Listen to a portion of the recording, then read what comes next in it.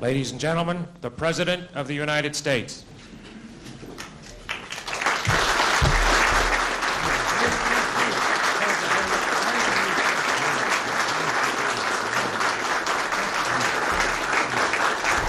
Good morning.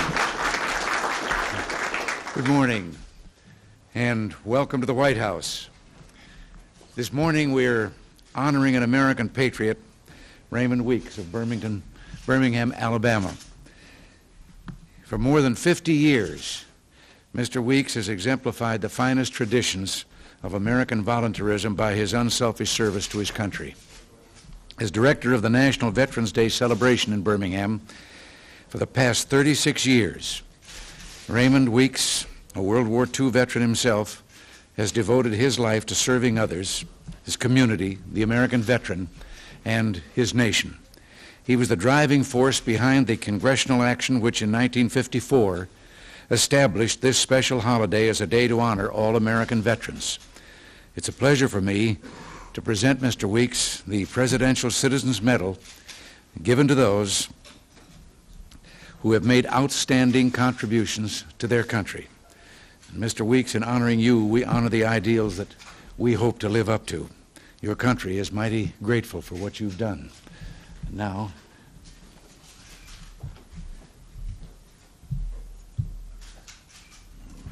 Mr. Weeks.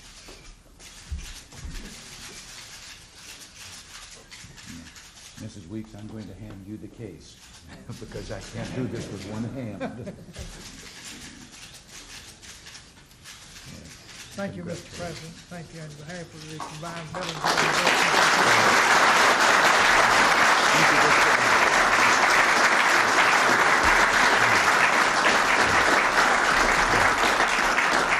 Ray, thank you so very much. Please sit down here. It is fitting that we pay tribute to Mr. Weeks on this day when we remember the sacrifices of those who donned this country's uniform and did their part to protect our freedom and independence. Words alone cannot express our gratitude to the brave men and women who took on the task of protecting our country from foreign threats and aggression. President Coolidge once said, "The nation which forgets its defenders will be itself forgotten." Nothing is more important to the soul of America than remembering and honoring those who gave of themselves so that we might enjoy the fruits of peace and liberty. And that is the spirit of this special day and of this coming Saturday when the nation will dedicate the Vietnam Veterans Memorial, a tribute that is long overdue. For too long, America closed its heart to those who served us with valor. It's time that Vietnam veterans take their rightful place in our history, along with other American heroes who put their lives on the line for their country. Certainly mistakes were made, but the reality of Vietnam today, massive prisoner camps for torture and political indoctrination, hundreds of thousands of boat people sacrificing everything and risking a painful death to flee communist oppression, all this suggests that the cause for which our Vietnam veterans fought was an honorable one. This Saturday, America will put behind us the ingratitude and injustice of the past. We'll move forward in the spirit of Abraham Lincoln, who in 1865 said, "Let us strive on to finish the work we are in, to bind up the nation's wounds, to care for him who shall have borne the battle, and for his widow and his orphan, to do all which may achieve and cherish a just and lasting peace among ourselves and with all nations."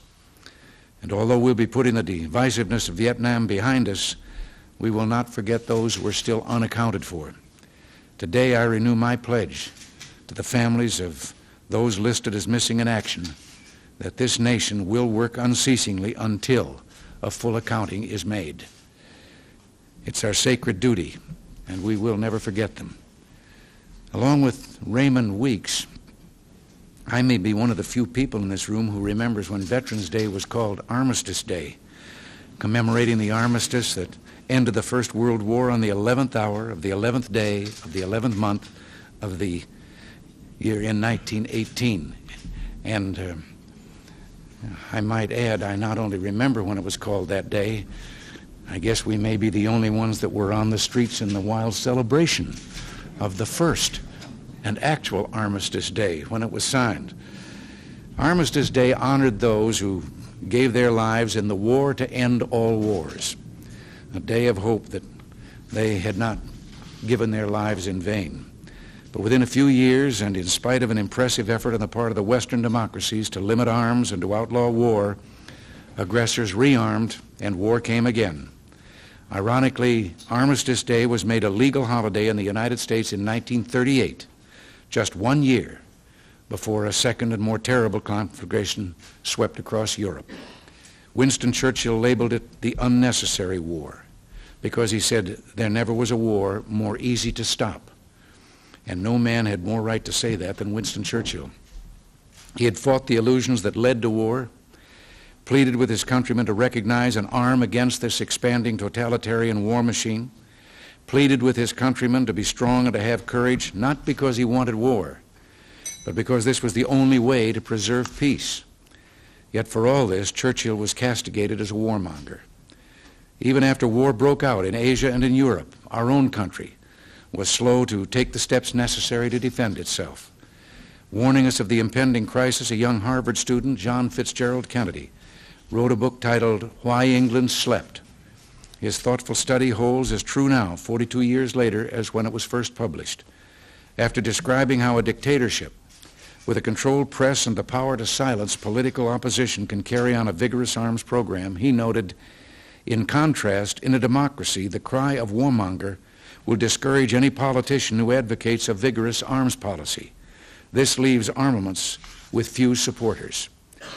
Among the reasons for England's failure to rearm in time, Kennedy wrote, probably the most important was a firm and widely held conviction that armaments were one of the primary causes of war.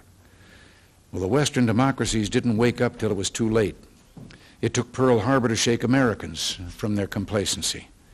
Today, in this era of much more dangerous weapons, it is even more important to remember that vigilance, not complacency, is the key to peace. This administration is committed to rebuilding our national defenses, which were permitted to erode during the last decade. We're now in the initial phases of that rebuilding, and we must continue to press forward in the years to come if we're to maintain a credible deterrent. But let the world understand, our purpose is not belligerency, but respect, not conflict, but deterrence, and not war, but peace. None of the wars that I have mentioned or others before them ever came about because this country was too strong. We shall never flag in our pursuit of a more peaceful world. Our goal is peace, peace that's achieved through a stable balance of forces, a mutual reduction of weapons, and a better understanding between the Soviet Union, the United States, and all nations. Earlier today, we received word of the death of Soviet President Brezhnev. And I want to read to you, if I might, the letter that I have sent this morning to Vasily Kuznetsov, First Deputy Chairman of the Presidium in Moscow.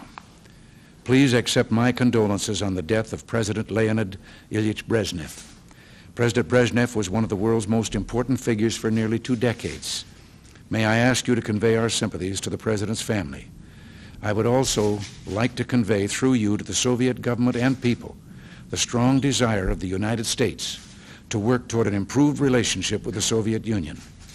I look forward to conducting relations with the new leadership in the Soviet Union with the aim of expanding the areas where our nations can cooperate to mutual advantage.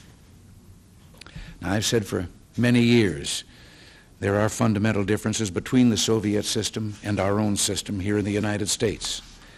But I believe our peoples, for all our differences, share a desire and a dedication to peace. On this day, dedicated to American veterans, we honor the brave men and women who have, by their service, preserved our liberty. Our parades are a celebration of freedom. Our banner is Old Glory, and we hold her high and proud. This is the legacy of the brave men and women that we honor today. So let us go forth from here, having learned the lessons of history, confident in the strength of our system and anxious to pursue every avenue toward peace. And on this Veterans Day, we will remember and be firm in our commitment to peace. And those who died in defense of our freedom will not have died in vain. And again, we thank the man who has made Armistice Day into this Veterans Day, Raymond Weeks. And thank you all for being here.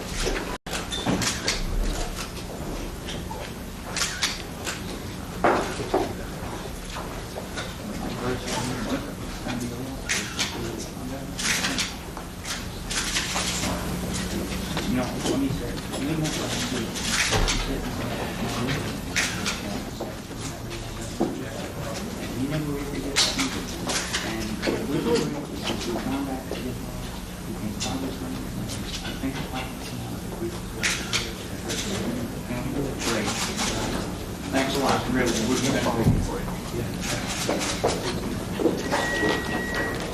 Thanks.